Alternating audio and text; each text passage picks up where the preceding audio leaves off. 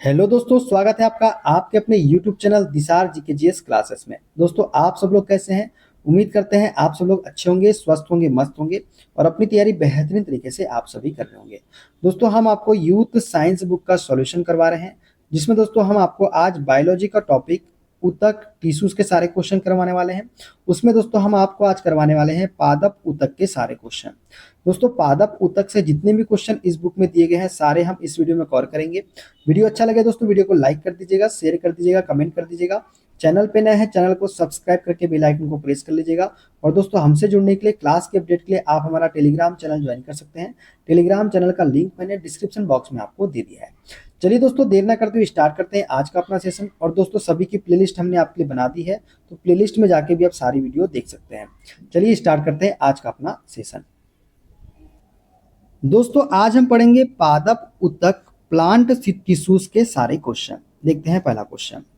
निम्न में से कौन सा कथन फ्लोएम में स्थानांतरण की प्रक्रिया की सर्वोत्तम तरीके से व्याख्या करता है? दोस्तों, जो कथन फ्लोएम में स्थानांतरण की प्रक्रिया को सर्वोत्तम तरीके से व्याख्या करता है वह है ऑप्शन नंबर डी। यह एक सक्रिय प्रक्रिया है जिसमें ऊर्जा की आवश्यकता होती है। तो डी हमारा करेक्ट आंसर हो जाएगा। दोस्तों, फ्लोएम में शर्करा और अन्य पोषक तत्वों का परिवहन सक्रिय लोडिंग और अनलोडिंग की प्रक्रिया द्वारा होता है, जिसमें ऊर्जा की आवश्यकता होती है। स्रोत से सिंक तथा शर्करा को कम सांद्रता से उच्च सांद्रता की ओर ले जाने के लिए कोशिकाएं एटीपी का उपयोग करती है। किसका उपयोग करती है? एटीपी का। देखते हैं अगला क्वेश्चन।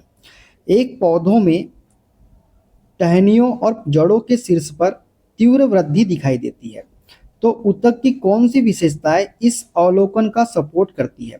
दोस्तों, एक पौधे में टहनियों और जड़ों के शीर्ष पर तीव्र वृद्धि दिखाई देती है, तो ऊतक की जो विशेषता है अवलोकन का सपोर्ट करती है वो है विशेषता कौन सी?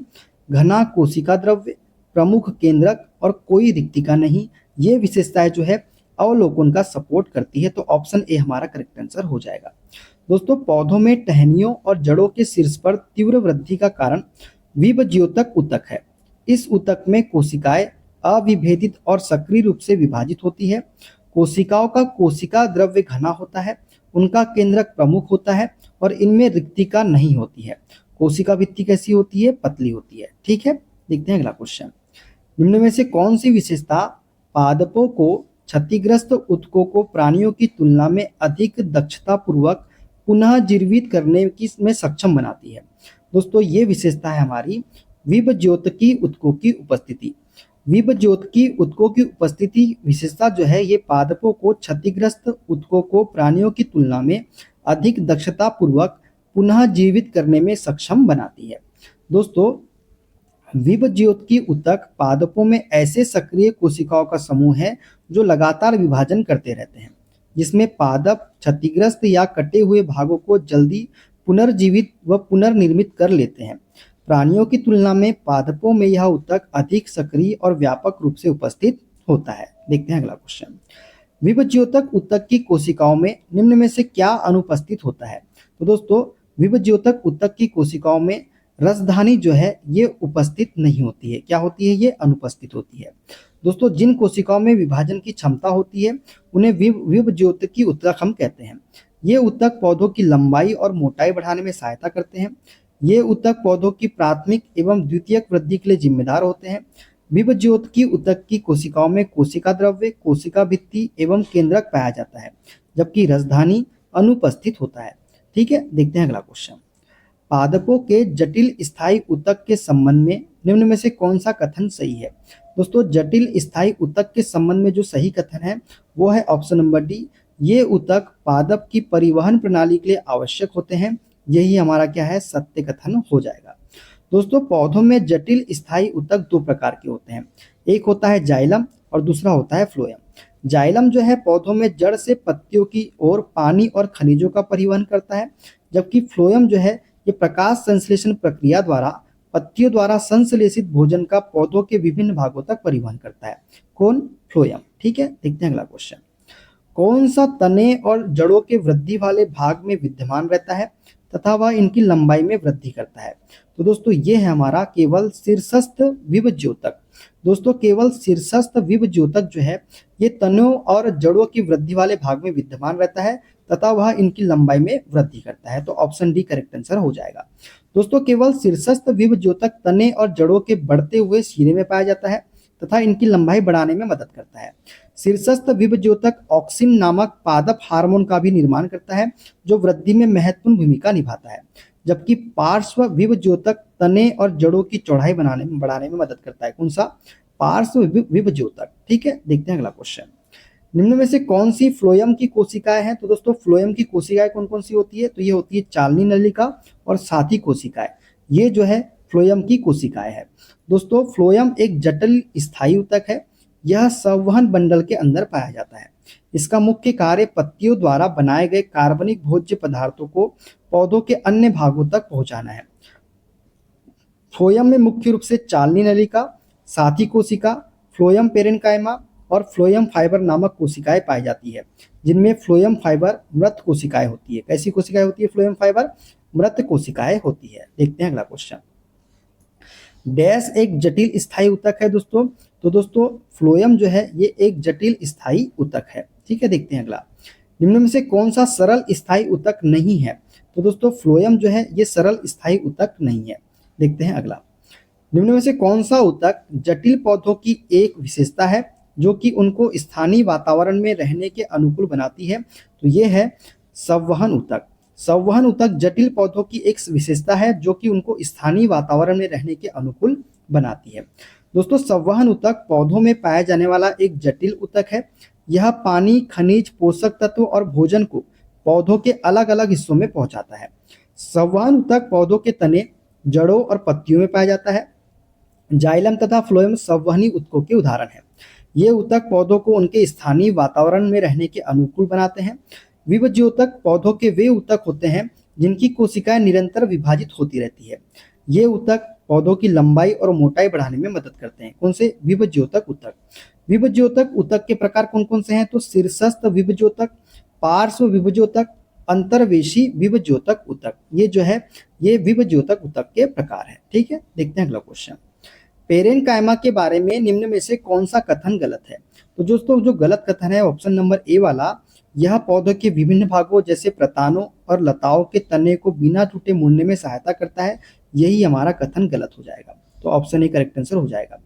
दोस्तों जलीय पौधों में प्लवन में सहायता के लिए पेरेन्काइमा में बड़ी वायु गुहाएं उपस्थित रहती है, ये सत्य कथन है। पेरेन्काइमा की कोशिकाएं जीवित कोशिकाएं होती है और सामान्यतः शिथिल रूप से व्यवस्थित होती है, ये भी सत्य कथन है दोस्तों। इसमें पतली कोशिका भित्तियों वाली अपेक्षाकृत अविशिष्ट कोशिकाएं होती है, ये भी हमारा सत्य कथन है। दोस्तों पेरेन्काइमा के बारे में कुछ तथ्य है जो निम्न है। कौन कौन से? पेरेन्काइमा कोशिकाएं प्रायः पौधों के कोमल भागों में पाई जाती है और इनका मुख्य कार्य भोजन का भंडारण करना होता है। जलीय पौधों में प्लवन में सहायता के लिए पेरेन्काइमा में बड़ी वायु गुहाएं उपस्थित होती है। पेरेन्काइमा की कोशिकाएं जीवित कोशिकाएं होती है और सामान्यतः शिथिल रूप से व्यवस्थित होती है। इसमें एक पतली कोशिका भित्ति वाली अपेक्षाकृत अविशिष्ट कोशिकाएं होती है। कौन सी? अवशिष्ट कोशिकाएं, अवशिष्ट कोशिकाएं। ठीक है, देखते हैं अगला क्वेश्चन। निम्न में से कौन सा ऊतक तनों में संवहनी बंडल के समीप, पत्तियों की शिराओं में, बीजों और फलों के कठोर छिलकों में उपस्थित होता है? तो दोस्तों ये है स्क्लेरेन्काइमा। स्क्लेरेन्काइमा जो है दोस्तों ये पत्तियों की शिराओं में, बीजों और फलों के कठोर छिलकों में उपस्थित होता है। दोस्तों स्क्लेरेन्काइमा ऊतक पौधों के तनों, संवहनी बंडल के समीप, पत्तियों की शिराओं में, बीजों और फलों के कठोर छिलकों में उपस्थित होता है। यह ऊतक पौधों को कठोरता और मजबूती प्रदान करता है। जूट, कपास और नारियल के भूसी के रेशे स्क्लेरेन्काइमा ऊतक के उदाहरण हो जाएंगे। ठीक है, देखते हैं अगला क्वेश्चन। विभज्योतक ऊतक की कोशिकाएं अत्यधिक क्रियाशील होती है लेकिन उनके पास डैश का अभाव होता है। तो रसधानी का अभाव होता है दोस्तों विभज्योतक ऊतक की कोशिकाओं में। ठीक है, देखते हैं दोस्तों। विभज्योतक ऊतक में विभाजन क्षमता पाई जाती है। यह ऊतक पौधों में वृद्धि एवं विकास के लिए उत्तरदायी होते हैं। विभज्योतक ऊतक की कोशिकाएं बहुत सक्रिय होती है और इसमें गाढ़ा कोशिका द्रव्य होता है, लेकिन इसके कोशिकाओं में रसधानी रिक्तिका का क्या होता है? अभाव होता है। इसमें स्पष्ट केंद्रक पाया जाता है दोस्तों, किसमें? विभज्योतक ऊतक में। ठीक है, देखते हैं अगला क्वेश्चन। निम्न कथनों में से जटिल स्थायी ऊतक से संबंधित गलत कथन की पहचान कीजिए। दोस्तों जटिल स्थायी ऊतक से संबंधित जो गलत कथन है वो है ऑप्शन नंबर सी। जटिल ऊतक में पेरेन्काइमा और कोलेनकाइमा शामिल होते हैं, ये हमारा गलत कथन है। दोस्तों एक जटिल ऊतक में कोशिकाएं एक सामान्य कार्य करने के लिए एक साथ काम करती है, ये सत्य कथन है दोस्तों। एक जटिल ऊतक में एक से अधिक प्रकार की कोशिकाएं होती है, ये भी सत्य कथन है। और संवहन बंडल जटिल ऊतकों की एक विशिष्ट विशेषता है, ये भी सत्य कथन है। तो जो गलत कथन है ऑप्शन नंबर सी वाला हमारा हो जाएगा। दोस्तों जटिल स्थायी ऊतक वे स्थायी ऊतक होते हैं जिनकी कोशिकाएं विषमांगी होती है, अर्थात जिनकी उत्पत्ति एवं संरचना कैसी होती है, भिन्न, परंतु कार्य कैसे होते हैं, समान होते हैं। दोस्तों जटिल स्थायी ऊतक दो प्रकार का होता है, एक है हमारा जाइलम जो जल संवाहक ऊतक है, और एक होता है फ्लोएम जो मुख्य भोजन का संवहन करता है। दोस्तों एक जटिल ऊतक में कोशिकाएं एक सामान्य कार्य करने के लिए एक साथ काम करती है। एक जटिल ऊतक में एक से अधिक प्रकार की कोशिकाएं होती है, और संवहन बंडल जटिल ऊतकों की एक विशिष्ट विशेषता है। पेरेन्काइमा और कोलेनकाइमा पौधों के सरल स्थायी ऊतक है, ना कि जटिल स्थायी ऊतक। ठीक है, देखते हैं अगला क्वेश्चन। डैश तने या जड़ के व्यास में वृद्धि का कारण बनता है। तो दोस्तों ये है कौन सा, ऑप्शन नंबर बी कैम्बियम, और सी पार्श्व विभज्योतक, ये दोनों ही जो है ये तने या जड़ के व्यास में वृद्धि का कारण बनता है। दोस्तों कैम्बियम और कार्क कैम्बियम पार्श्व विभज्योतक के प्रकार है जो कि तनों व जड़ों के पार्श्व दिशाओं पर स्थित होते हैं। इनमें विभाजन केवल अरीय दिशा में होता है। इनके विभाजन से द्वितीयक वृद्धि होती है, जिससे जड़ों व तनों की मोटाई में क्या होती है, वृद्धि होती है। तो कैम्बियम भी दिया है और पार्श्व विभज्योतक भी दिया है, दोनों ही हमारे सही आंसर हो जाएंगे। ठीक है, देखते हैं अगला क्वेश्चन।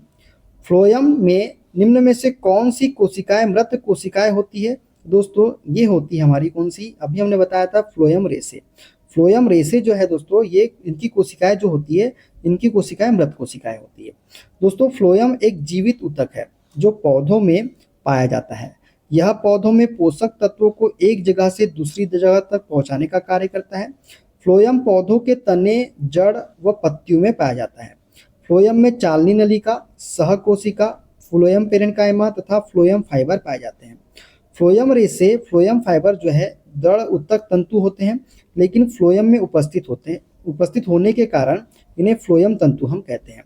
इनकी भित्ति कैसी होती है, मोटी होती है तथा इस पर इनके साधारण गर्त होते हैं। परिपक्व होने पर इन कोशिकाओं का जीवद्रव्य समाप्त हो जाता है, जिससे इनकी क्या हो जाती है, मृत्यु हो जाती है। तो फ्लोएम तंतु, फ्लोएम रेसे इसका करेक्ट आंसर हो जाएगा। ठीक है, देखते हैं अगला क्वेश्चन। डैश के परिणाम स्वरूप विभिन्न प्रकार के स्थायी ऊतक उत्पन्न होते हैं। तो दोस्तों ये उत्पन्न होते हैं विभेदीकरण के परिणाम स्वरूप। विभेदीकरण के परिणाम स्वरूप विभिन्न प्रकार के स्थायी ऊतक उत्पन्न होते हैं। दोस्तों पौधों में पाए जाने वाले विभज्योतक ऊतक की कोशिकाओं में विभेदीकरण की प्रक्रिया के परिणाम स्वरूप विभिन्न प्रकार के स्थायी ऊतक उत्पन्न होते हैं। इससे कोशिकाएं स्थायी आकार और कार्य प्राप्त करती है, जिससे वे विशिष्ट प्रकार के स्थायी ऊतक बन जाती है। स्थायी ऊतकों की कोशिकाएं विभाजित नहीं होती एवं विशिष्ट कार्य को करने में सक्षम होती है। ठीक है, देखते हैं अगला क्वेश्चन। पौधों में वृद्धि कुछ निश्चित क्षेत्रों में ही होती है, ऐसा किस लिए होता है। दोस्तों ऐसा होता है हमारा विभाजित ऊतकों, जिन्हें विभज्योतक ऊतक भी कहा जाता है, के उन भागों में पाए जाने के कारण। ठीक है, तो ऑप्शन बी करेक्ट आंसर हमारा हो जाएगा। दोस्तों विभज्योतक ऊतक को मेरिस्मेटिक ऊतक भी कहा जाता है। विभज्योतक ऊतक पौधों में पाए जाने वाले ऐसे ऊतक हैं जो लगातार विभाजित होते रहते हैं। ये ऊतक पौधों की वृद्धि और विकास में मदद करते हैं। ये ऊतक पौधों के कुछ निश्चित क्षेत्रों में ही पाए जाते हैं। देखते हैं अगला क्वेश्चन। जाइलम का क्या कार्य है। दोस्तों जाइलम का कार्य है जल एवं खनिजों का परिवहन। Option number C correct answer हमारा हो जाएगा। दोस्तों पौधों में जाइलम द्वारा परिवहन होने वाले पदार्थों में जल एवं खनिज लवण आते हैं। जाइलम की वाहिकाएं एवं वाहिनिकाएं आपस में जुड़कर जल एवं खनिज लवण का संवहन करती है।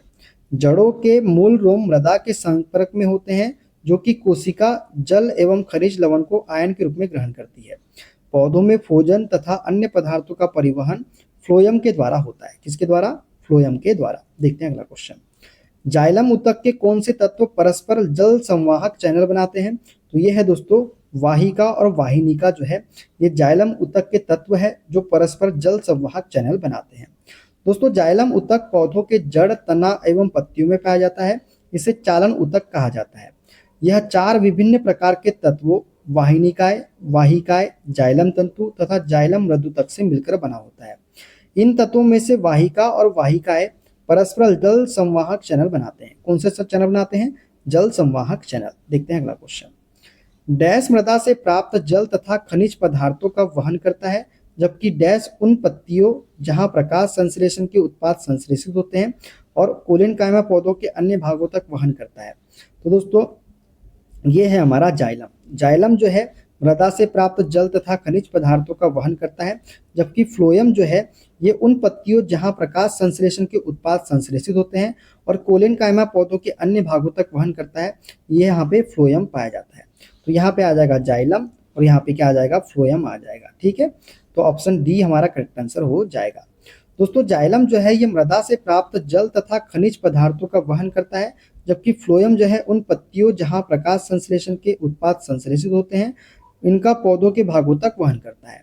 जाइलम और फ्लोएम दो अलग अलग प्रकार के संवहनी ऊतक है जो मुख्य रूप से परिवहन प्रक्रिया में शामिल होते हैं। जाइलम की दिशा एक दिशीय, जबकि फ्लोएम की गति कैसी होती है? द्विदिशीय होती है। ठीक है, देखते हैं अगला क्वेश्चन। पौधों में शीर्षस्थ विभज्योतक ऊतक की स्थिति क्या होती है? दोस्तों पौधों में शीर्षस्थ विभज्योतक ऊतक की स्थिति जो होती है ये तनों और जड़ों की वृद्धि वाले भाग में होती है। कहाँ पे होती है? तनों और जड़ों की वृद्धि वाले भाग में। दोस्तों पौधों में शीर्षस्थ विभज्योतक ऊतक तनों के शीर्ष तथा जड़ के शीर्ष पर पाए जाते हैं। शीर्षस्थ मेरिस्टेमेटिक ऊतक पौधों में वृद्धि के लिए जिम्मेदार होता है, जिससे पौधों की लंबाई में क्या होती है? वृद्धि होती है। देखते हैं अगला क्वेश्चन। निम्न में से कौन सबसे अधिक पाया जाने वाला सरल स्थायी ऊतक है? दोस्तों ये है हमारा पेरेनकाइमा। पेरेनकाइमा जो है यह एक सरल स्थायी ऊतक है और जो सबसे अधिक पाया जाता है। दोस्तों एपिडर्मिस के नीचे कोशिकाओं की कुछ परतें होती है जिसे सरल स्थायी ऊतक हम कहते हैं। पेरेनकाइमा सबसे अधिक पाया जाने वाला सरल स्थायी ऊतक है। यह पतली कोशिका भित्ति वाली सरल कोशिकाओं का बना होता है। ये जीवित कोशिकाएं होती है दोस्तों, कौन सी? पेरेनकाइमा की कोशिकाएं। कुछ पेरेनकाइमा ऊतकों में क्लोरोफिल पाया जाता है, जिसके कारण प्रकाश संश्लेषण की क्रिया संपन्न होती है। इन ऊतकों को क्लोरेनकाइमा हरित ऊतक हम कहते हैं। क्या बोलते हैं? क्लोरेनकाइमा हरित ऊतक। ठीक है, देखते हैं अगला क्वेश्चन। निम्न चित्र ए और बी दोनों ही पौधों में पाए जाने वाले दृढ़ ऊतक स्क्लेरेनकाइमा को दर्शाते हैं, फिर भी उनकी संरचनाएं अलग क्यों है? दोस्तों ये जो है दो चित्र दिए हैं ए और बी। दोस्तों ए वाला जो है ये हमारा अनुप्रस्थ काट है और बी वाला जो है ये क्या है? अनुदैर्ध्य काट है। कौन सा? Option number D correct answer हो जाएगा। दोस्तों प्रश्न में दिए गए चित्र ए और बी दोनों ही पौधों में पाए जाने वाले दृढ़ ऊतक स्क्लेरेनकाइमा को दर्शाते हैं, परंतु उनकी संरचनाएं अलग है, क्योंकि चित्र ए दृढ़ ऊतक के अनुप्रस्थ काट एवं चित्र बी दृढ़ ऊतक के अनुदैर्ध्य काट को प्रदर्शित करता है।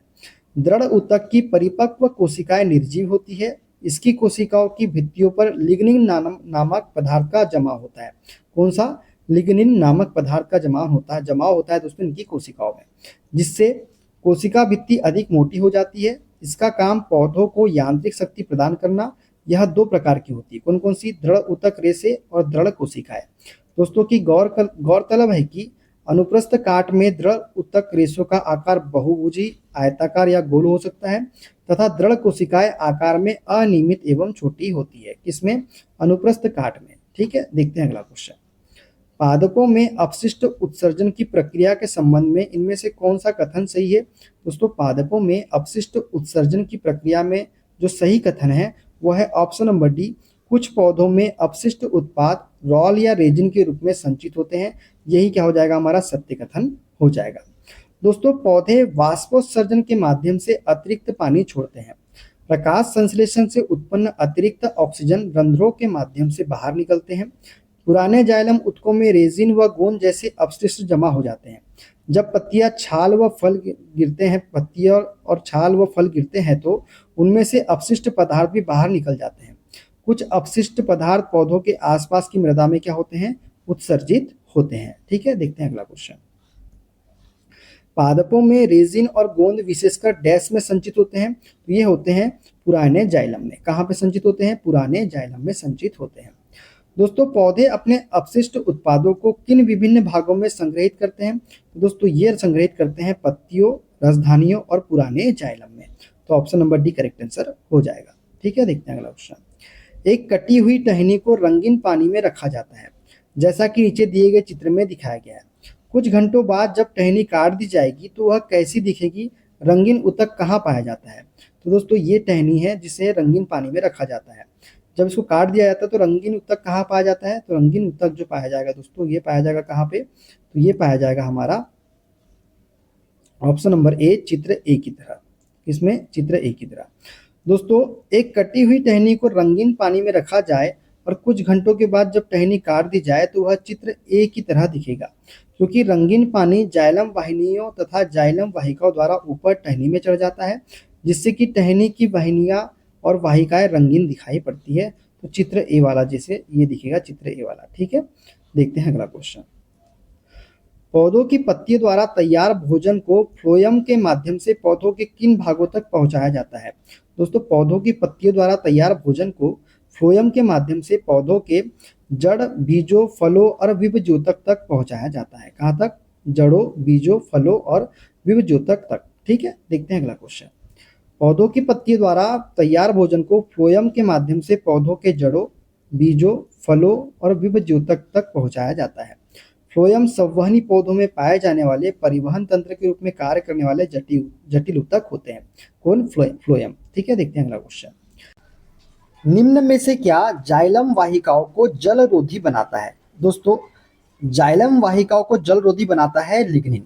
लिग्निन जो है दोस्तों, ये जाइलम वाहिकाओं को जलरोधी बनाता है। दोस्तों, लिग्निन जाइलम वाहिकाओं को जलरोधी बनाता है।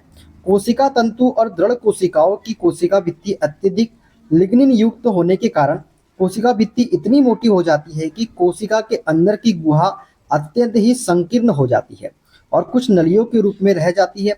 इस कारण कोशिकाएं अत्यंत दृढ़ हो जाती है, जिसके कारण जाइलम वाहिकाएं जलरोधी हो जाती है। ठीक है, देखते हैं अगला क्वेश्चन। डैश के कारण स्क्लेरेनकाइमा कोशिकाओं की दीवार मोटी होती है। तो दोस्तों, लिग्निन के कारण जो है स्क्लेरेनकाइमा कोशिकाओं की दीवार कैसी होती है? मोटी होती है। जाइलम का इनमें से कौन सा घटक जल के परिवहन में कार्य नहीं करता? तो दोस्तों, जाइलम तंतु जो है ये घटक जल के परिवहन का कार्य नहीं करता है। जाइलम मृदुकक, जाइलम वाहिनिकाएं और जाइलम वाहिकाएं जो है ये जल के परिवहन के रूप में कार्य करते हैं। ठीक है, देखते हैं अगला क्वेश्चन।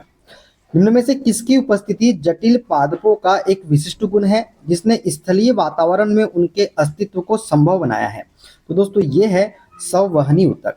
संवहनी ऊतक की उपस्थिति जटिल पादपों का एक विशिष्ट गुण है जिसने स्थलीय वातावरण में उनके अस्तित्व को संभव बनाया है। दोस्तों, संवहनी ऊतक की उपस्थिति जटिल पादपों का एक विशिष्ट गुण है जिसमें स्थलीय वातावरण में उनके अस्तित्व को संभव बनाया है। संवहनी ऊतक के प्राथमिक घटक जाइलम और फ्लोएम है। संवहनी ऊतक में कोशिकाएं सामान्यतः लंबी और कैसी होती है? पतली होती है। ठीक है, देखते हैं अगला क्वेश्चन। सामान्यतः प्राणियों की तुलना में पादपों को कम ऊर्जा की आवश्यकता होती है। इसके मुख्य कारण निम्नलिखित है। दोस्तों, सामान्यतः जो है प्राणियों की तुलना में पादपों को कम ऊर्जा की आवश्यकता होती है। इसके मुख्य कारण जो है दोस्तों वो है ऊतकों में बड़े अनुपात में मृत कोशिकाओं की उपस्थिति, ये वाला कारण है, और गतिशीलता की अनुपस्थिति। तो ये बी, ए और बी जो है इसके मुख्य कारण है जिसमें पादपों को कम ऊर्जा की आवश्यकता होती है। ठीक है दोस्तों, पादप ऊतकों में बड़े अनुपात में मृत कोशिकाओं की उपस्थिति तथा गतिशीलता की अनुपस्थिति सामान्य प्राणियों की तुलना में पादपों के कम ऊर्जा की आवश्यकता का कारण है। देखते हैं अगला क्वेश्चन। निम्न में से कौन से उत्सर्जी उत्पाद पौधों के पुराने जाइलम में संग्रहित होते हैं? तो ये होते हैं दोस्तों रॉल। रॉल जो है ये उत्सर्जी उत्पाद है जो पौधों के पुराने जाइलम में संग्रहित होता है। दोस्तों, पौधों में कोई उत्सर्जन अंग या उत्सर्जन तंत्र नहीं पाया जाता। राल अथवा रेजिन पौधों का एक उत्सर्जी पदार्थ है। रेजिन, गोंद, टैनिन जैसे सभी उत्सर्जी पदार्थ और अपशिष्ट उत्पाद पौधों के जाइलम कोशिकाओं में एकत्रित होते हैं जो बाद में मजबूत लकड़ी के रूप में परिवर्तित हो जाते हैं। ठीक है, देखते हैं अगला क्वेश्चन। सॉरी दोस्तों, निम्न में से कौन सा कथन फ्लोएम के संबंध में सही है? दोस्तों, फ्लोएम के संबंध में जो सही कथन है वो है ऑप्शन नंबर डी। फ्लोएम प्रकाश संश्लेषक उत्पादों को पत्तियों से पौधों के अन्य भागों तक ले जाता है। तो यही हमारा क्या हो जाएगा? सत्य हो जाएगा फ्लोएम के संबंध में। दोस्तों, फ्लोएम जो है ये प्रकाश संश्लेषण के दौरान पत्तियों में बने खाद्य पदार्थों को पौधों के अन्य सभी भागों में पहुंचाने का कार्य करता है, जबकि जाइलम जो है पौधों की जड़ों से कार्बनिक घुलनशील यौगिकों को पौधों के अन्य भागों में पहुंचाने का कार्य करता है। ठीक है, देखते हैं अगला क्वेश्चन। निम्न में से कौन सा प्रकाश संश्लेषण के उत्पादों का पत्तियों से पादप के अन्य भागों तक परिवहन करता है? तो दोस्तों ये करता है हमारा फ्लोएम। कौन करता है? फ्लोएम करता है। ठीक है, देखते हैं अगला क्वेश्चन। चालनी पट्टिकाएं डैश में पाई जाती है। दोस्तों चालनी पट्टिकाएं जो है ये फ्लोएम नली कोशिकाओं में पाई जाती है। किसमें पाई जाती है? फ्लोएम नली कोशिकाओं में। दोस्तों चालनी पट्टिकाएं फ्लोएम नली कोशिकाओं में पाई जाती है। फ्लोएम एक संवहन ऊतक है जिसका मुख्य कार्य पत्तियों द्वारा बनाए गए भोजन को पौधों के अन्य भागों में पहुंचाना है। देखते हैं अगला। पादपों में अपशिष्ट उत्पादों के संग्रहण हेतु इनमें से किस स्थान का उपयोग किया जाता है? दोस्तों पादपों में अपशिष्ट उत्पाद के संग्रहण हेतु किसका? पुराने जाइलम का उपयोग किया जाता है। किसका उपयोग किया जाता है? पुराने जाइलम का। देखते हैं अगला क्वेश्चन। दोस्तों पादपों में अपशिष्ट उत्पादों में संग्रहण हेतु पुराने जाइलम का उपयोग किया जाता है। जाइलम एक स्थायी जटिल ऊतक है जो संवहन बंडल के अंदर पाया जाता है। समारोहण की क्रिया जाइलम के भीतर से ही होती है। ठीक है, देखते हैं अगला। डैश रूट एपेक्स की लगातार विभाजित होने वाली कोशिकाओं द्वारा दर्शाया गया है। तो दोस्तों मेरिस्मेटिक विकास जो है ये रूट एपेक्स की लगातार विभाजित होने वाली कोशिका द्वारा दर्शाया गया है। दोस्तों मेरिस्मेटिक विकास रूट एपेक्स की लगातार विभाजित होने वाली कोशिकाओं द्वारा दर्शाया गया है। विभज्योतक ऊतक मेरिस्मेटिक टिश्यू कोशिकाओं के ऐसे समूह होते हैं जिनमें विभाजित करने की क्षमता पाई जाती है, जिसके लगातार विभाजन से पौधों के आकार और लंबाई में क्या होती है? वृद्धि होती है। ठीक है, देखते हैं अगला क्वेश्चन। नारियल के छिलके में मौजूद कौन सा ऊतक उसे कठोर और दृढ़ बनाता है? तो स्क्लेरेनकाइमा जो है दोस्तों ये ऊतक नारियल के छिलकों को क्या करता है? कठोर और दृढ़ बनाता है। तो ऑप्शन नंबर बी हमारा करेक्ट आंसर हो जाएगा। देखते हैं अगला क्वेश्चन। जाइलम के कौन से तत्व मृत कोशिकाओं से बने होते हैं और फिर भी पौधों में जल और खनिजों के परिवहन के लिए उत्तरदायी होते हैं? तो यह है दोस्तों वाहिनिका और वाहिका। कौन सा? वाहिनिका और वाहिका जो है ये जाइलम के तत्व है जो मृत कोशिकाओं से बने होते हैं और फिर भी पौधों में जल और खनिजों के परिवहन के लिए उत्तरदायी होते हैं। दोस्तों जाइलम 4 अलग अलग प्रकार के कोशिकाओं से बना होता है। कौन कौन सी? वाहिनिका, वाहिकाएं, जाइलम तंतु और दृढ़ मधुतक। दृढ़ मधुतक होगा, सुनिए उसमें दारू नहीं होगा, दृढ़ मधुतक होगा। ठीक है, दृढ़ मधुतक। ठीक है दोस्तों, देखते हैं अगला क्वेश्चन। पौधों में विभज्योतक ऊतक की कोशिकाएं एक ऐसी प्रक्रिया से गुजरती है जिसमें वे विभाजित होने की क्षमता खो देती है तथा एक स्थायी आकृति और आकार ग्रहण कर लेती है और एक विशिष्ट कार्य करने के लिए विशेषीकृत हो जाती है। इस प्रक्रिया को किस नाम से जाना जाता है? तो दोस्तों इसे हम जानते हैं किसके नाम से? विभेदन के नाम से। किसके नाम से जानते हैं? विभेदन के नाम से जानते हैं। दोस्तों पौधों में विभेदन एक ऐसी प्रक्रिया है जिसके द्वारा विभज्योतक ऊतक की कोशिकाएं एक ऐसी प्रक्रिया से गुजरती है जिसमें वे विभाजित होने की क्षमता क्या करती है? खो देती है और एक स्थायी आकृति और आकार ग्रहण कर लेती है। उदाहरण की बात करें तो श्वास नली तत्वों के निर्माण के समय प्रोटोप्लाज्म का खो जाना इसका उदाहरण हो जाएगा। ठीक है, देखते हैं अगला क्वेश्चन। एक लंबा वृक्ष अपने अपशिष्ट उत्पादों को कहाँ संग्रहित कर सकता है? दोस्तों एक लंबा वृक्ष अपने अपशिष्ट उत्पादों को कहाँ संग्रहित कर सकता है? तो पुराने जाइलम में, हार्टवुड में। ठीक है, option number A correct answer हो जाएगा। दोस्तों एक लंबा वृक्ष अपने अपशिष्ट उत्पादों को पुराने जाइलम, हार्टवुड में संग्रहित कर सकता है। जाइलम एक संवहनी ऊतक है जो पानी और विघटित खनिजों को जड़ से अवशोषित कर शेष पौधों तक पहुंचाता है। कौन? जाइलम। देखते हैं अगला क्वेश्चन। दोस्तों मृदुतक पेरेनकाइमा टिश्यू पौधों में सामान्यतः पाया जाने वाला सरल स्थायी ऊतक है। कुछ पौधों में इसे हरित ऊतक, क्लोरेनकाइमा और वायुतक एरेनकाइमा क्यों कहा जाता है? दोस्तों इसलिए कहा जाता है क्योंकि हरित ऊतक, क्लोरेनकाइमा इनमें प्रकाश संश्लेषण के लिए पत्तियों में क्लोरोफिल पाया जाता है और वायुतक इनमें वायु अवकाश जलीय पौधों में होते हैं और ये तैरने में उनकी सहायता करते हैं। इस वजह से इनको ये कहा जाता है, क्या कहा जाता है? हरित ऊतक और एरेनकाइमा। ठीक है, क्लियर हो गया। देखते हैं अगला क्वेश्चन। दोस्तों मृदुतक कोशिकाएं कैसी होती है? तो मृदुतक कोशिकाएं गोल, अंडाकार व बहुभुजी होती है जिनके बीच में अंतरकोशिकीय स्थल पाया जाता है। यह साधारणतः जीवित होती है जो पौधों के कोमल भागों में पाई जाती है। इनका प्रमुख कार्य खाद्य पदार्थों को मंड, प्रोटीन व वसा के रूप में संग्रहित करना है। कभी कभी इन ऊतकों में हरित लवक उत्पन्न हो जाता है, तब इन्हें हरित ऊतक क्लोरीन कायमा कहते हैं। इन कोशिकाओं में प्रकाश संश्लेषण की क्रिया संपन्न होती है। जलीय पौधों में इन कोशिकाओं में बीच बीच में बड़े बड़े अंतरकोशिकीय स्थान बन जाते हैं जिनमें वायु भरी रहती है। इन्हें वायु गुहिकाएं कहते हैं तथा इनके ऊतकों को वायुतक कहते हैं। क्या कहते हैं? वायुतक एरेनकाइमा कहते हैं। इनके कारण पौधे कैसे होते हैं? हल्के होते हैं। देखते हैं अगला क्वेश्चन। निम्नांकित चित्र पौधे में फ्लोएम ऊतक की एक काट को दर्शाता है। कौन सा नामांकन छिद्रित दीवारों वाले उस भाग को दर्शाता है जो परिवहन में सहायक है? तो दोस्तों ये वाला भाग जो है ये है ऑप्शन नंबर ये बी वाला भाग जो है दोस्तों, ये वाला पार्ट ये जो है परिवहन में सहायक होता है, तो ये हो जाएगा बी वाला। ठीक है, तो ऑप्शन कौन सा हो जाएगा? ऑप्शन नंबर ए हमारा करेक्ट आंसर हो जाएगा, बी वाला। दोस्तों प्रश्नगत चित्र फ्लोएम के अनुप्रस्थ काट का है जिसमें भाग ए चालनी पट्टिका, भाग बी चालनी नलिका, भाग सी फ्लोएम तंतु तथा भाग डी जो है सखी या सहचर कोशिकाओं को दर्शाता है। चालनी पट्टिकाओं में अनेक छिद्र होते हैं और उनकी रचना झलनी के समान होती है। किसके समान? झलनी के समान। इसी कारण इन्हें चालनी पट्टिकाएं कहते हैं।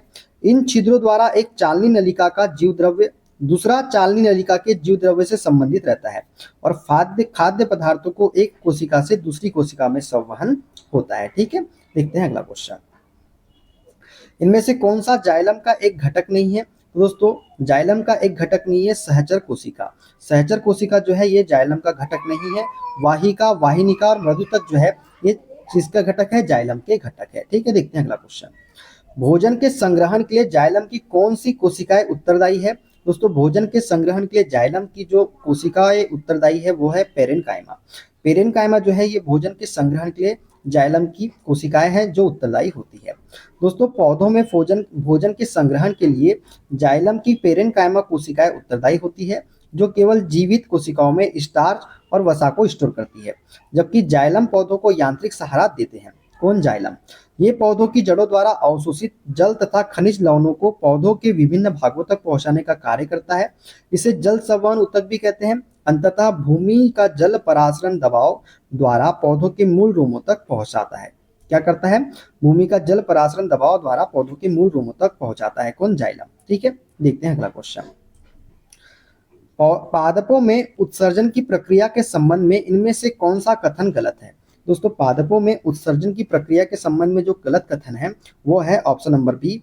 प्रकाश संश्लेषण के अपशिष्ट उत्पाद स्टार्च के रूप में संचित हो सकते हैं। यही कथन क्या हो जाएगा? हमारा गलत कथन हो जाएगा। अपशिष्ट उत्पाद पुराने जाइलम में रॉल या रेजिन और गोंद के रूप में संचित हो सकते हैं। ये सत्य कथन है दोस्तों। अपशिष्ट उत्पाद कोशिकीय रिक्तिकाओं में संचित हो सकते हैं। ये भी सत्य कथन है। और अपशिष्ट उत्पाद झड़ने वाली पत्तियों में संचित हो सकते हैं। ये भी सत्य कथन हो जाएगा। ठीक है, तो गलत कथन कौन सा है? ऑप्शन नंबर बी वाला हमारा करेक्ट आंसर हो जाएगा। दोस्तों पादपों में उत्सर्जन की प्रक्रिया के संबंध में दिए गए कथन में से प्रकाश संश्लेषण के अपशिष्ट उत्पाद स्टार्च के रूप में संचित हो सकते हैं, यह कथन गलत है, जबकि अन्य कथन पादपों में उत्सर्जन की प्रक्रिया के संबंध में कैसे हैं? सही कथन है। ठीक है, देखते हैं अगला क्वेश्चन। निम्न में से कौन सा पशु ऊतक प्रकार नहीं है? तो दोस्तों ये है मेरिस्मेटिक ऊतक। मेरिस्मेटिक ऊतक जो है ये पशु ऊतक का प्रकार नहीं है। दोस्तों जंतुओं के शरीर में उपकला ऊतक, त्वचीय, संयोजी ऊतक, पेशी ऊतक आदि पाए जाते हैं। मेरिस्मेटिक ऊतक पौधों में पाया जाता है। यह पादप ऊतक का एक प्रकार है। पादप ऊतक मुख्यतः दो प्रकार का होता है, एक होता है विभज्योतक और एक होता है स्थायी ऊतक। ठीक है, देखते हैं अगला क्वेश्चन। किसी पौधे का कौन सा भाग पौधों की जड़ों से पौधों के शेष भागों में जल का परिवहन करता है? तो जाइलम ऊतक जो है दोस्तों ये पौधों की जड़ों से पौधों के शेष भागों में जल का परिवहन करता है। दोस्तों जाइलम पादपों में पाया जाने वाला ऊतक है। यह एक प्रकार का जटिल स्थायी ऊतक है जिसका प्रमुख कार्य जड़ों द्वारा शोषित जल को पौधों के विभिन्न भागों तक पहुंचाना है। ठीक है, देखते हैं अगला क्वेश्चन। पौधे का कौन सा हिस्सा पानी और खनिज के परिवहन को सक्षम करता है? तो दोस्तों ये है जाइलम। कौन सा? जाइलम करेक्ट आंसर हो जाएगा। मृदुतक और स्थूल ऊतक डैश ऊतकों के प्रकार है। दोस्तों मृदुतक और स्थूल ऊतक जो है ये सरल स्थायी ऊतक के प्रकार है। किसके प्रकार है? सरल स्थायी ऊतक के। जो स्थायी ऊतक एक ही प्रकार की कोशिकाओं से समूह से मिलकर बना होता है उसे स्थायी सरल ऊतक कहते हैं। ये तीन प्रकार के होते हैं, पेरेनकाइमा मृदुतक, स्क्लेरेनकाइमा दृढ़ ऊतक और कोलेनकाइमा स्थूल कोण ऊतक। ठीक है, देखते हैं अगला क्वेश्चन। पादप ऊतकों के संबंध में इनमें से कौन सा कथन गलत है? दोस्तों पादप ऊतकों के संबंध में जो गलत कथन है वो है ऑप्शन नंबर डी। जाइलम में सामग्री दोनों दिशाओं में स्थानांतरित हो सकती है।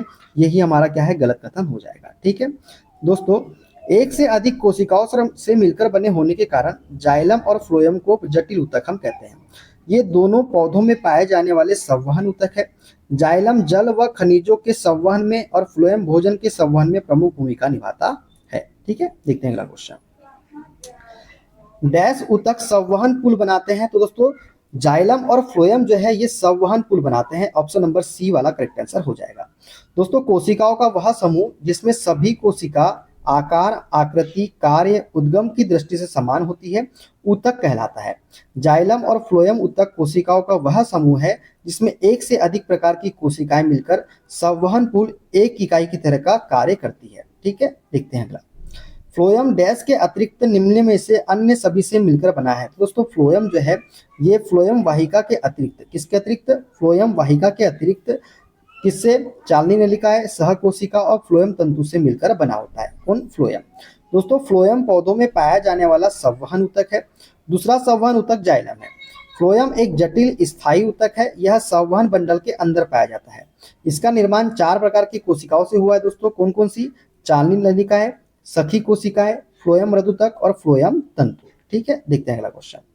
कौन सा स्थायी ऊतक एक पौधों को कठोर और मजबूत बनाता है? तो स्क्लेरेनकाइमा दृढ़ ऊतक जो है दोस्तों ये पौधों को कठोर और मजबूत बनाता है।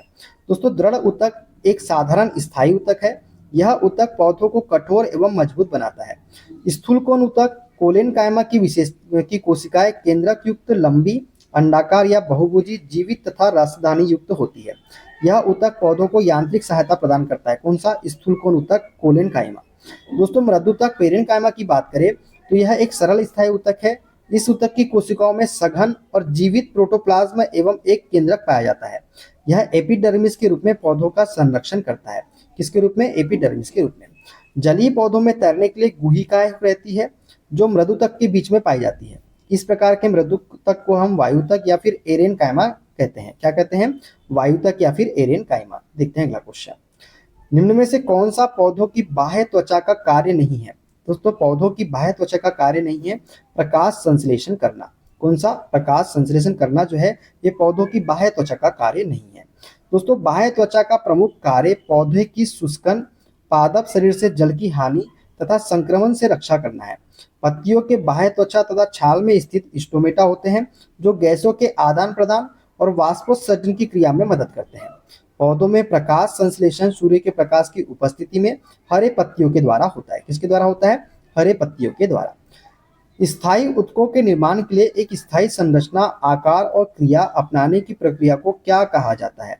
दोस्तों स्थायी ऊतकों के निर्माण के लिए एक स्थायी संरचना, आकार और क्रिया अपनाने की प्रक्रिया को हम बोलते हैं विभेदन। क्या बोलते हैं?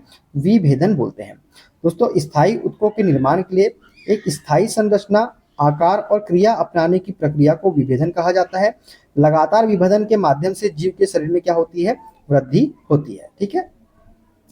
डैश की कोशिकाएं कोनों पर अनियमित रूप से मोटी होती है। तो दोस्तों स्थूलकोण ऊतक कोलेनकाइमा की कोशिकाएं कोनों पर अनियमित रूप से कैसी होती है? मोटी होती है। ठीक है दोस्तों, पौधों में लचीलेपन का गुण स्थायी ऊतक स्थूलकोण ऊतक के कारण होता है। किसके कारण होता है लचीलापन? कोलेनकाइमा टिश्यूज के कारण।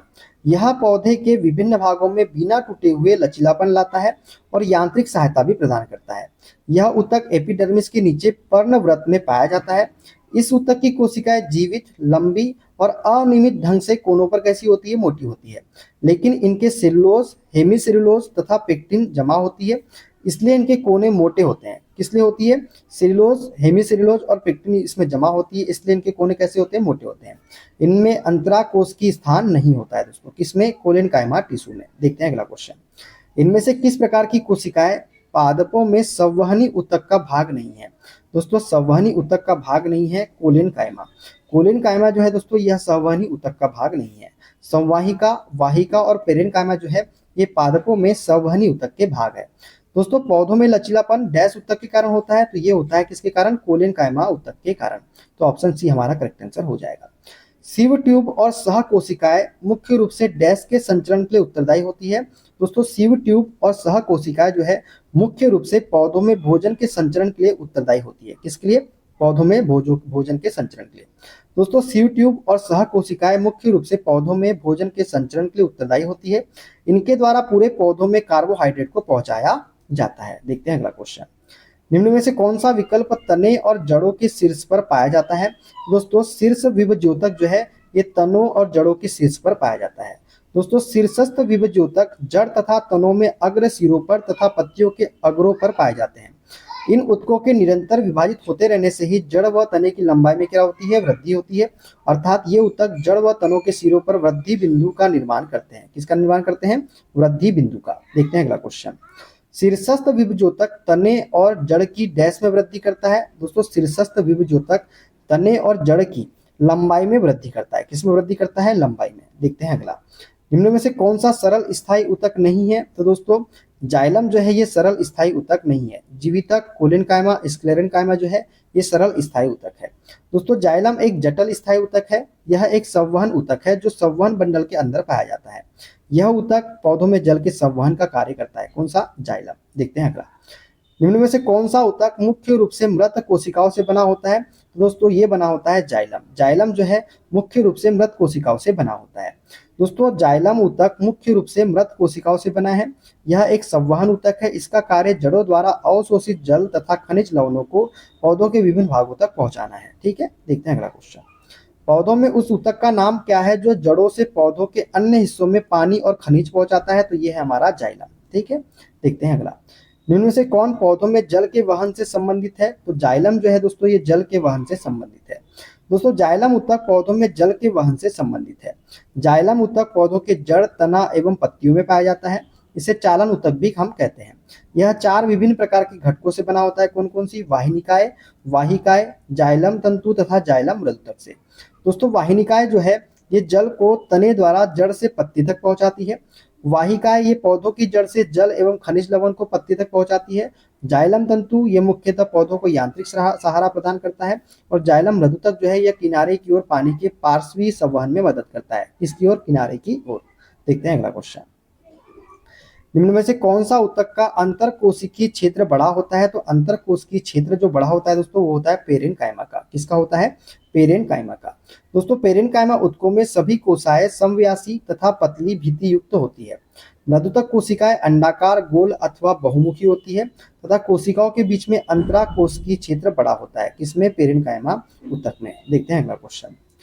डैश ऊतक की कोशिकाएं अलग अलग प्रकार के स्थायी ऊतक बनाने के लिए पृथक होती है। तो दोस्तों विभज्योतक ऊतक की कोशिकाएं जो है ये अलग अलग प्रकार के स्थायी ऊतक बनाने के लिए पृथक होती है। दोस्तों विभज्योतक मेरिस्मेटिक ऊतक एकमात्र पादप ऊतक है। पौधों में वृद्धि कुछ निश्चित भागों में ही होती है। ऐसा उन भागों में पाए जाने वाले विभज्योतक ऊतक के कारण होता है। विभज्योतक की कोशिकाएं विभाजित होकर विभिन्न प्रकार के स्थायी ऊतकों का निर्माण करती है। स्थायी ऊतक 3 प्रकार के होते हैं दोस्तों। कौन कौन से? सरल स्थायी ऊतक, जटिल स्थायी ऊतक और विशिष्ट ऊतक। ठीक है, देखते हैं अगला क्वेश्चन। रूट टिप या शूट टिप में कौन सा ऊतक पाया जाता है? दोस्तों रूट टिप या शूट टिप में जो है विभज्योतक ऊतक पाया जाता है। कौन सा ऊतक? विभज्योतक ऊतक। दोस्तों पौधों की वृद्धि केवल उन कुछ जो पौधों की वृद्धि है दोस्तों केवल कुछ निश्चित एवं विशेष भागों से ही होती है। ऐसा विभाजित होने वाले ऊतकों के कारण ही होता है। ऐसे विभाजित होने वाले ऊतक पौधों की वृद्धि वाले भागों में ही स्थित होते हैं। इस प्रकार के ऊतक को विभज्योतक ऊतक हम कहते हैं। ये ऊतक 3 प्रकार के होते हैं दोस्तों। कौन कौन से? एक होता है शीर्षस्थ विभज्योतक, तने व जड़ के शीर्ष पर पाया जाता है, पत्तियों के अग्रों में स्थित होता है तथा उनकी लंबाई में क्या करता है? ये वृद्धि करता है। पार्श्वी विभज्योतक कैम्बियन तने व जड़ की परिधि में स्थित होता है और उनकी मोटाई में वृद्धि करता है। पार्श्वी विभज्योतक। ठीक है। अंतर्विष्ट विभज्योतक जो है दोस्तों ये पत्तियों के आधार तल पर टहनियों के परत के दोनों ओर स्थित होता है और तथा इन भागों की वृद्धि करता है। कौन सा? अंतर्विष्ट विभज्योतक। ठीक है, देखते हैं अगला क्वेश्चन। अंतर्वेशी विभज्योतक पाए जाते हैं तो दोस्तों अंतर्वेशी विभज्योतक जो है ये पत्तियों के तल में पाए जाते हैं। कहाँ पाए जाते हैं? पत्तियों के तल में। डैश के कारण जल तथा तने के घेरे में वृद्धि होती है। तो दोस्तों जड़ तथा तने के घेरे में वृद्धि जो है ये पार्श्व विभज्योतक की वजह से होती है। किसकी वजह से? पार्श्व विभज्योतक की वजह से।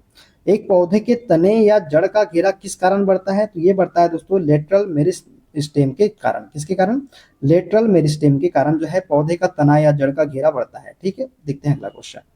पौधों में प्राथमिक वृद्धि इससे होती है दोस्तों। प्राथमिक वृद्धि जो है ये होती है हमारी अंतर्वेशी विभज्योतक से और शीर्ष विभज्योतक से। किससे?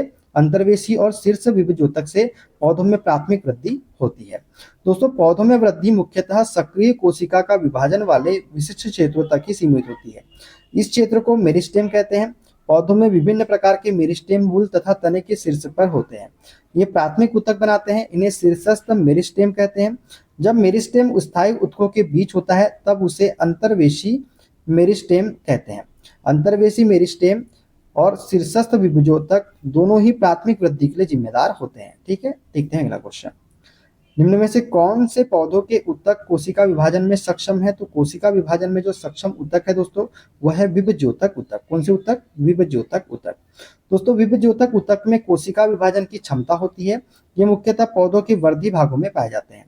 इसके अंतर्गत कोशिकाओं के वे समूह आते हैं जिनमें कोशिकाएं या तो विभाजित होने वाली हो या विभाजित हो रही हो, या उनमें विभाजन की क्षमता होती है। इनमें निरंतर विभाजन से पौधों में क्या होती है? वृद्धि होती है। निम्न में से किन स्थायी ऊतकों में कोशिकाएं मृत होती है? तो मृत जो होती है दोस्तों, ये होती है किसमें? स्क्लेरेनकाइमा ऊतक में। स्क्लेरेनकाइमा ऊतक में कोशिकाएं कैसी होती है? मृत होती है। दोस्तों, स्क्लेरेनकाइमा दृढ़ ऊतक एक सरल स्थायी ऊतक है। इसकी कोशिका भित्ति कठोर, मोटी तथा लिग्निन युक्त होती है। इस ऊतक की कोशिकाएं कैसी होती है? मृत होती है, क्योंकि इनके किनारों पर सेल्यूलोज, हेमीसेल्यूलोज तथा लिग्निन का जमाव होता है। ये ऊतक तने में संवहन बंडल के समीप पत्तों की शिराओं में तथा बीजों और फलों के कठोर छिलकों में उपस्थित होता है। उदाहरण की बात करें तो नारियल के छिलके इसका उदाहरण हो जाएगा। ठीक है, देखते हैं अगला क्वेश्चन। नारियल की छाल का निर्माण किस ऊतक द्वारा होता है? तो ये होता है स्क्लेरेनकाइमा के द्वारा। वनस्पति ऊतक का डैश परिपक्वता पर जीवित प्रोटोप्लाज्म धारण नहीं करता। तो वनस्पतिक ऊतक का दृढ़ ऊतक जो है परिपक्वता पर जीवित प्रोटोप्लाज्म धारण नहीं करता है। ऑप्शन नंबर सी हमारा करेक्ट आंसर हो जाएगा। साधारण स्थायी ऊतकों के 3 प्रकार हैं। तो साधारण स्थायी ऊतकों के 3 प्रकार कौन कौन से दोस्तों? ये है पेरेनकाइमा, कोलेनकाइमा और स्क्लेरेनकाइमा। ऑप्शन नंबर सी वाला करेक्ट आंसर हो जाएगा। दोस्तों, संरचना के आधार पर स्थायी ऊतक 2 प्रकार के होते हैं, सरल स्थायी ऊतक और जटिल स्थायी ऊतक। सरल स्थायी ऊतक समान कोशिकाओं के बने होते हैं। इसके प्रकार कौन कौन से हैं? तो पेरेनकाइमा मृद ऊतक, कोलेनकाइमा स्थूलकोण ऊतक और स्क्लेरेनकाइमा दृढ़ ऊतक। ठीक है, देखते हैं अगला क्वेश्चन। किस प्रकार के ऊतक में एक समान कार्य करने वाली विभिन्न प्रकार की कोशिकाएं होती है? तो दोस्तों, ये ऊतक है हमारा जटिल ऊतक। जटिल ऊतक में एक समान कार्य करने वाली विभिन्न प्रकार की कोशिकाएं होती है। दोस्तों, एक ही प्रकार के विशेष कार्य करने वाले विभिन्न प्रकार के कोशिकाओं का समूह जटिल ऊतक कहलाता है। जाइलम और फ्लोएम जटिल ऊतक के उदाहरण हो जाते हैं। ठीक है, देखते हैं अगला क्वेश्चन। पौधों में फ्लोएम का कार्य क्या होता है? तो फ्लोएम का कार्य है दोस्तों क्या करना? खाद्यों का प्रवाह करना। तो ऑप्शन ए करेक्ट आंसर हो जाएगा। दोस्तों, फ्लोएम या बास्ट पौधों की जड़ तथा एवं पत्तियों में पाया जाता है। यह पत्तियों द्वारा तैयार भोज्य पदार्थ को पौधों के विभिन्न भागों तक पहुंचाता है। यह एक संचायक ऊतक है जो पौधों को यांत्रिक संचय प्रदान करता है। ठीक है, देखते हैं अगला क्वेश्चन। फ्लोएम पौधों का संवहनी ऊतक होता है जो डैश का परिवहन करता है। तो फ्लोएम जो है दोस्तों, ये पोषकों का परिवहन करता है। किसका? पोषकों का। देखते हैं अगला क्वेश्चन। पौधों के सभी भागों में भोजन पहुंचाता है। तो सभी भागों में भोजन जो है तो दोस्तों फ्लोएम पहुंचाता है। कौन सा? फ्लोएम। डैश में पतली कोशिका भित्ति के साथ अपेक्षाकृत अविशिष्ट कोशिकाएं होती है। दोस्तों, ये है हमारा पेरेनकाइमा। पेरेनकाइमा में पतली कोशिका भित्ति के साथ अपेक्षाकृत अविशिष्ट कोशिकाएं होती है। दोस्तों, मृदुतक पेरेनकाइमा एक जीवित सरल स्थायी ऊतक तथा पतली कोशिका भित्ति होती है इसमें, जो किससे बनी होती है? जो सेल्यूलोज से बनी होती है। इसके जीवद्रव्य में प्रायः एक बड़ी केंद्रीय रिक्तिका होती है। कौन सी? बड़ी केंद्रीय रिक्तिका होती है। इसकी कोशिकाएं प्रायः समव्यासी तथा विभिन्न आकारों की होती है। कोशिकाओं के मध्य में दोस्तों अंतःक्रियात्मक अंतराकोश की स्थान तथा हरितलवक पाए जाते हैं। ये सामान्यतः जल, भोज्य पदार्थ आदि का संचय करती है। ठीक है, देखते हैं अगला क्वेश्चन। डैश में कोशिकाओं को ढीला पैक किया जाता है ताकि बड़े अंतःक्रियात्मक रिक्त स्थान मिल सके। तो ये किया जाता है मृदुतक में। किसमें? मृदुतक में कोशिकाओं को ढीला पैक किया जाता है ताकि बड़े अंतःक्रियात्मक रिक्त स्थान हमको मिल सके। देखते हैं अगला क्वेश्चन। अधिक अंतरकोशीय प्रसार के लिए डैश कोशिकाएं विरल रूप से संरचित होती है। दोस्तों, अधिक अंतरकोशीय प्रसार के लिए पेरेनकाइमा कोशिकाएं विरल रूप में संरचित होती है। कैसी होती है? विरल रूप में। ठीक है दोस्तों, कोशिकाओं की कुछ परतें ऊतक के आधारीय पैकिंग का निर्माण करती है, जिन्हें हम पेरेनकाइमा ऊतक कहते हैं, जो कि स्थायी ऊतक का एक प्रकार है। यह पतली कोशिका भित्ति वाली सरल कोशिकाओं का बना होता है। ये कोशिकाएं जीवित होती है कुछ पेरेनकाइमा ऊतकों में क्लोरोफिल पाया जाता है, जिसके कारण प्रकाश संश्लेषण की क्रिया होती है। पेरेनकाइमा ऊतक में अधिक अंतरकोशीय प्रसार के लिए उसकी कोशिकाएं कैसी होती है, विरल रूप से संरचित होती है। जलीय पौधों में पेरेनकाइमा की कोशिकाएं जलीय पौधों में पेरेनकाइमा की कोशिकाओं के मध्य हवा की बड़ी गुहिकाएं होती है, जो पौधों को तैरने के लिए उत्प्लावन बल प्रदान करती है, जिसे हम एरेनकाइमा कहते हैं। क्या बोलते हैं? एरेनकाइमा। देखते हैं अगला क्वेश्चन। डैश ऊतक की कोशिकाएं बहुत सक्रिय होती है। इनमें घने कोशिका द्रव्य साइटोप्लाज्म, पतली कोशिका रस भित्तियां और मुख्य नाभिक और कम रिक्तिकाएं होती है। दोस्तों ये ऊतक है विभज्योतक ऊतक। मेरिस्मेटिक ऊतक की कोशिकाएं बहुत सक्रिय होती है। इनमें घने कोशिका द्रव्य साइटोप्लाज्म, पतली कोशिका रस भित्तियां, मुख्य नाभिक और कम रिक्तिकाएं होती है। दोस्तों विभज्योतक ऊतक के अंतर्गत कोशिकाओं के वे समूह आते हैं जिनकी कोशिका या तो विभाजित होने वाली होती है या विभाजित हो रही होती है या उनमें विभाजन की क्षमता होती है। ये पौधों के वर्धी भागों में पाई जाती है। इसके विशिष्ट लक्षण निम्न है। कौन कौन से लक्षण है इसके? ये गोल, अंडाकार या बहुभुजाकार होती है। इसकी कोशिकाएं बहुत सक्रिय होती है एवं इनमें घने कोशिका द्रव्य साइटोप्लाज्म, पतली कोशिका रसभित्तियां, मुख्य नाभिक और कम रिक्तिकाएं होती है। जीव द्रव्य सघन, केंद्रक बड़े तथा राजधानी कैसी होती है? तो छोटी होती है। ठीक है, देखते हैं अगला क्वेश्चन। निम्न में से कौन सा ऊतक कोशिका विभाजन में सक्षम है? तो दोस्तों कोशिका विभाजन में जो सक्षम है वो है विभज्योतक ऊतक। कौन सा? विभज्योतक ऊतक। देखते हैं अगला क्वेश्चन। पादप ऊतक मुख्यतः दो प्रकार के होते हैं। कौन कौन से? एक होता है दोस्तों विभज्योतक ऊतक और एक होता है हमारा स्थायी ऊतक। तो पादप ऊतक दो प्रकार के होते हैं। दोस्तों कोशिकाओं के समूह को हम क्या बोलते हैं? तो ऊतक कहते हैं। पादप ऊतक दो प्रकार के होते हैं। एक होता है विभज्योतक ऊतक, एक होता है स्थायी ऊतक। दोस्तों जिन ऊतकों में विभाजन की क्षमता होती है उन्हें विभज्योतक ऊतक कहते हैं। ये प्रमुख रूप से पौधों के वर्धी भागों में पाए जाते हैं। स्थायी ऊतक कोशिकाओं के ऐसे समूह हैं जिनमें विभाजन की क्षमता का अभाव होता है। इनके द्वारा ही पौधों को यांत्रिक अवलंबन मिलता है। ये मुख्यतः बहुवर्षीय पौधों में पाए जाते हैं। ठीक है, देखते हैं अगला क्वेश्चन। निम्न में कौन सा स्थायी ऊतक का एक उदाहरण है? तो स्थायी ऊतक का उदाहरण है दोस्तों जाइलम। कौन सा? जाइलम जो है एक स्थायी ऊतक का उदाहरण है। दोस्तों स्थायी ऊतक की कोशिकाएं प्रायः अधिक विभक्त नहीं होती। स्थायी ऊतक जिनसे कोशिका की रचना होती है तथा उनके कार्य एक समान होते हैं, उन्हें हम क्या बोलते हैं? सरल ऊतक बोलते हैं। स्थायी ऊतक जिनमें विभिन्न प्रकार की कोशिकाएं होती है उन्हें हम जटिल ऊतक कहते हैं। जाइलम एक स्थायी जटिल ऊतक है। ठीक है, देखते हैं अगला क्वेश्चन। निम्न में से कौन जाइलम का प्रकार नहीं है? तो दोस्तों सीव ट्यूब जो है ये जाइलम का प्रकार नहीं है। ट्रेकिड्स, जाइलम फाइबर्स, नलिकाएं जो है ये जाइलम के प्रकार है। दोस्तों जाइलम एक प्रकार का संवहन ऊतक है। इसका मुख्य कार्य जल और खनिजों का अवशोषण कर पौधों के पत्तियों तक पहुंचाना होता है। इसमें चार प्रमुख कोशिकाएं होती है। कौन कौन सी? वाहिनिकाएं, वाहिकाएं, जाइलम मृदुतक और जाइलम तंतु। ठीक है, देखते हैं अगला क्वेश्चन। दोस्तों इनमें से सीव ट्यूब भिन्न है। यह दारू फ्लोएम में पाया जाता है। दारू का प्रमुख कार्य पत्तियों द्वारा निर्मित भोजन को पौधों के विभिन्न भागों तक पहुंचाना है। ठीक है, देखते हैं अगला क्वेश्चन। कौन सा ऊतक पौधों के प्रकाश संश्लेषक हिस्सों से सामग्री के परिवहन में मदद करता है? तो प्रकाश संश्लेषण के हिस्से से सामग्री में परिवहन में मदद करता है दोस्तों हमारा फ्लोएम। कौन सा? फ्लोएम। दोस्तों पौधों में दो प्रकार के चालन ऊतक पाए जाते हैं जिनमें एक जाइलम है और दूसरा कौन सा है? फ्लोएम है। जाइलम ऊतक का मूल कार्य जड़ से तनों एवं पत्तियों तक पानी एवं पोषक तत्वों, खनिज लवण इत्यादि का परिवहन करना है, जबकि फ्लोएम ऊतक पौधों के प्रकाश संश्लेषक हिस्सों में तैयार सामग्री को पौधों के सभी भागों तक पहुंचाता है। कौन? फ्लोएम। देखते हैं अगला क्वेश्चन। दृढ़ ऊतक देश से बना होता है। दोस्तों दृढ़ ऊतक जो है ये बना होता है निर्जीव कोशिका से। किससे बना होता है? निर्जीव कोशिका से बना होता है। दोस्तों दृढ़ ऊतक निर्जीव कोशिका से बने होते हैं। यह ऊतक पौधों के तने, पत्तियों के सिरे, फलों तथा बीजों के बीजावरण में पाए जाते हैं। जिन पौधों में रेशे उत्पन्न होते हैं उनमें यह ऊतक प्रचुर मात्रा में पाए जाते हैं। ठीक है, देखते हैं अगला क्वेश्चन। रेगिस्तानी पौधों की बाह्य त्वचा एपिडर्मिस में डैश की एक मोटी मोमी परत होती है। तो दोस्तों क्यूटिन की मोमी परत होती है रेगिस्तानी पौधों की बाह्य त्वचा में। किसकी? क्यूटिन की। दोस्तों रेगिस्तानी पौधों की बाह्य त्वचा में क्यूटिन की एक मोटी मोम जैसी परत होती है जो वाष्पीकरण की दर को कम करती है, जिससे पौधे अपना जल स्तर बनाए रखते हैं तथा सूखते नहीं है। क्यूटिन पौधों के बाहरी आवरण को ढक लेता है तथा जल प्रतिरोधी के रूप में कार्य करता है। कौन? क्यूटिन। देखते हैं अगला क्वेश्चन। वृक्षों में सामग्री के परिवहन में सहायक ऊतकों को क्या कहा जाता है? तो वृक्षों में सामग्री के परिवहन में सहायक ऊतकों को हम बोलते हैं संवहनी ऊतक। कौन से ऊतक बोलते हैं? संवहनी ऊतक बोलते हैं। दोस्तों पादप ऊतक में स्थायी ऊतक के दो भाग होते हैं, सरल ऊतक एवं जटिल ऊतक। जिसमें सरल ऊतक का कार्य भोजन का निर्माण करना एवं यांत्रिक सहायता प्रदान करना, तथा जटिल ऊतक में जाइलम एवं फ्लोएम ऊतक पाए जाते हैं, जिन्हें संवहन ऊतक हम कहते हैं। इनका कार्य जल एवं खाद्य पदार्थों का पौधों के अन्य अंगों में संवहन करना होता है या पहुंचाना होता है। ठीक है, देखते हैं अगला क्वेश्चन। एक वृक्ष की बाहरी संरक्षी परत होती है दोस्तों, एक वृक्ष की बाहरी संरक्षी परत जो होती है ये वल्कल कहलाती है। क्या कहलाती है? वल्कल। दोस्तों वृक्ष की बाहरी छाल या वल्कल ही संरक्षी परत होती है। सैप या रस कैम्बियन परत तथा अंतः काष्ठ के बीच में होता है।